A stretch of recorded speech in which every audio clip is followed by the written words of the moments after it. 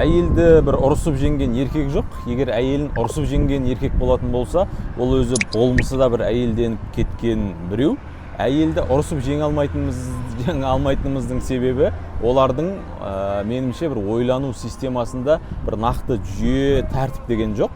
Мысалы, жігіттерде төбелестің өзінде бір тәртіп болады ғой, бір жығылғанды жұдырықтауға болмайды, белден төмен тебуге болмайды деген сияқты. Ал әйелдер керісінше бір ең әлсіз жеріңізден соққы береді.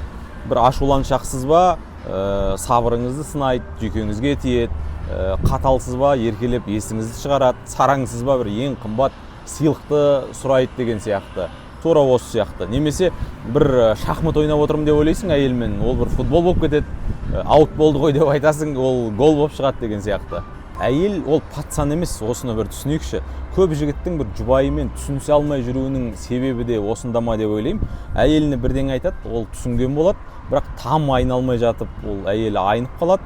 Сосын жігіт күйіп піседі, жаңа ғана түсіндірдім ғой деген сияқты. Сіздің адам сияқты түсіндіруіңіз ол жігіттерге қолданылады, әйелге емес. Әйеліңізбен жігітше қарым-қатынас орнатамын деп ойлау ол бос әурешілік. Айнып қала салу ол әйелдің табиғатынан, жаратылыс болмысынан